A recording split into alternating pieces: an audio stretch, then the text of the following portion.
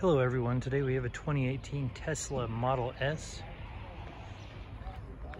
This one is a rebuilt title. It had cosmetic damage that has been addressed. It has passed our 150-point inspection and the state of Utah safety inspection.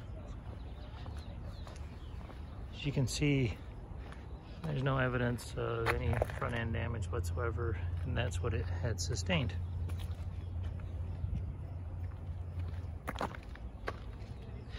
So, just walk you around. We have the wheels. We have the fold-in mirrors.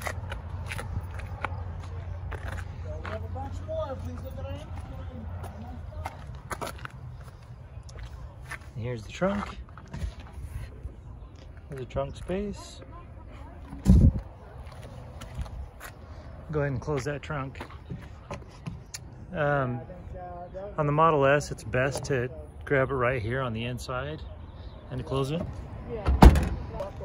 Then we'll go ahead I'll be right back, okay? and close the front.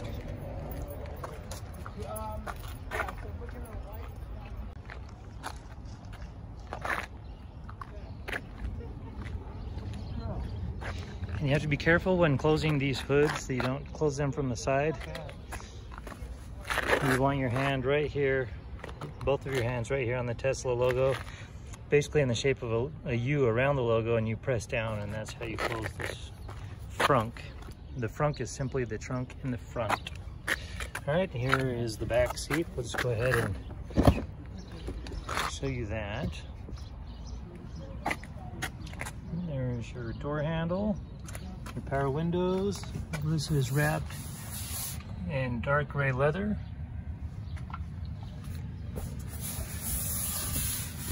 You can see it's all in great shape. Here's the climate control and the USB ports for the rear seat.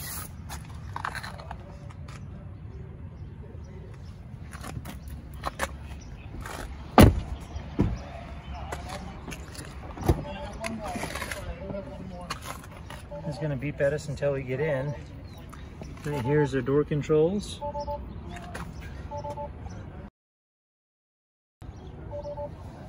And here is the VIN.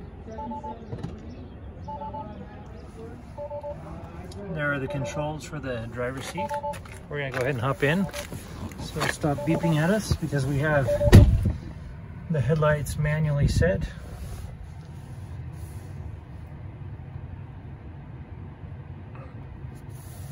Okay. So, right now the climate control is blowing.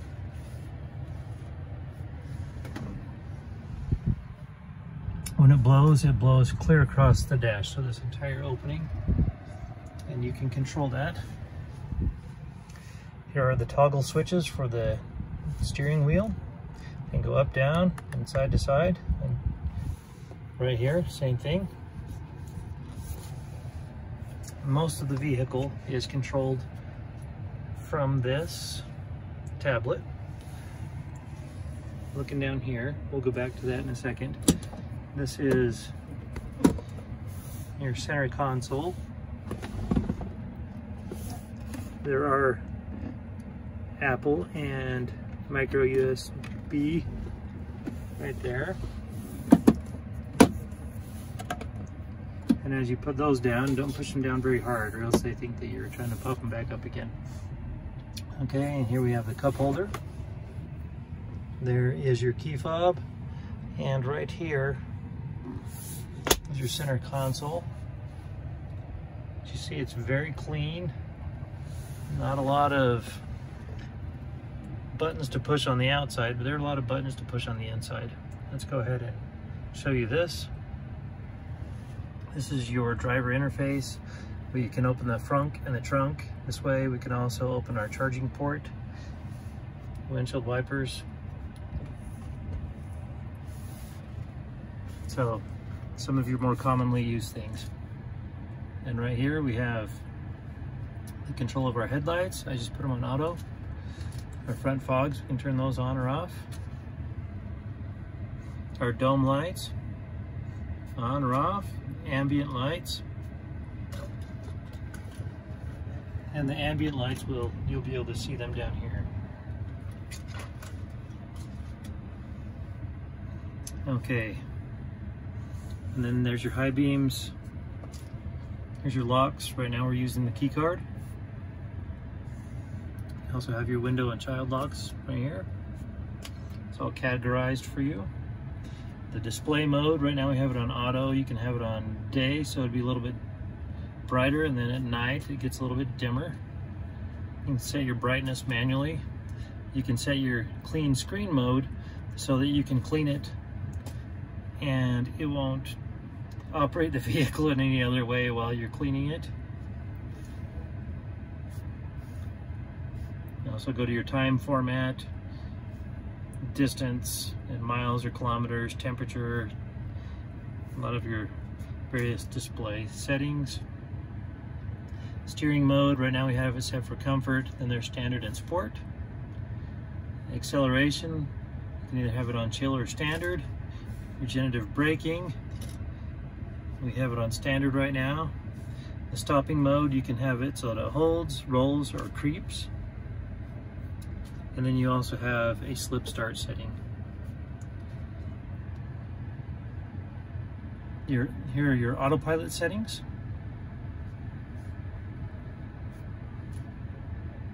Your speed limit warning settings. And your forward collision warning settings. Your navigation settings as well. Trip planner, online routing. Here's your safety and security. You can set a speed limit in here, so if you have maybe a teenage driver or somebody like that, you're loaning the vehicle out, you might want to have something like that in place. And your dash cam, your parking assist chimes, your security alarm, pin to drive. If you have somebody that might have access to your vehicle that you don't want to drive it, you might want to set up a PIN number so that they cannot operate it. For service, adjusting your headlights, towing. You definitely don't want to tow this vehicle without having worked with the interface. Your factory reset if it comes to that, your software updates. But those are your very simple controls, such as your mirrors. You have your fold-in mirrors.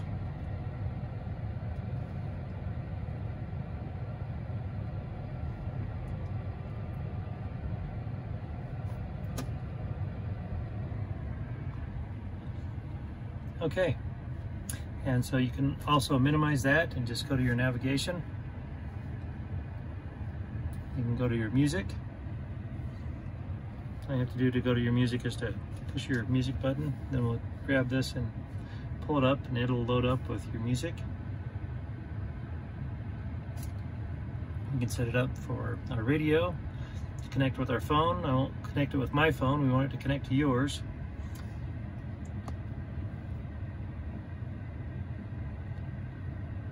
Karaoke, you want to do popular songs to sing along with, maybe on a road trip.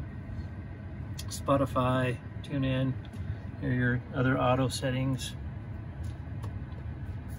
You can bring this down, and for navigation you can zoom in and out. It's a very quick processor. Here are your heated seats, your climate control. When you work with your climate control interface, if you raise this up, then that means that it's going to be blowing up. If you lower it, then that means it's going to be blowing down. It's literally changing the direction of the air.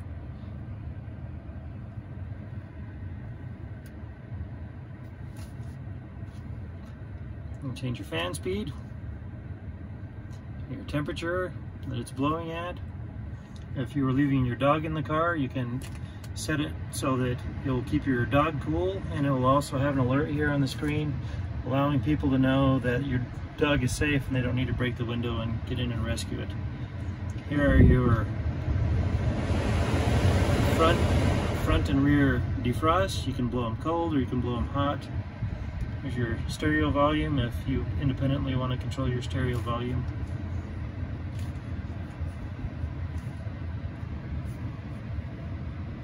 If you want to look at your rear view camera, you could do that.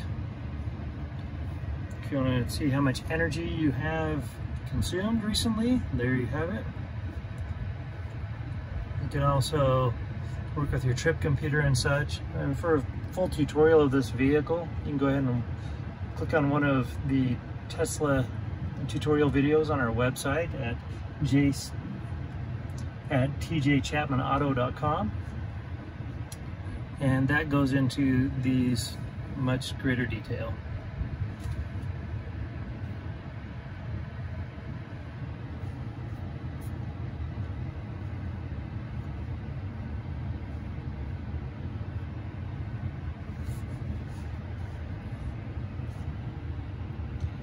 With charging, right now we're at 87% battery. We can set a limit. Tesla recommends that you don't charge your battery over 90% unless you have a trip in mind. And, and at that point, you could schedule your departure so that your car could charge up to 100% right before your trip and then deplete it immediately upon your trip, because it will damage your battery if you keep it at 100%. Okay, you can also open your charging port from here. We'll go ahead and close that up.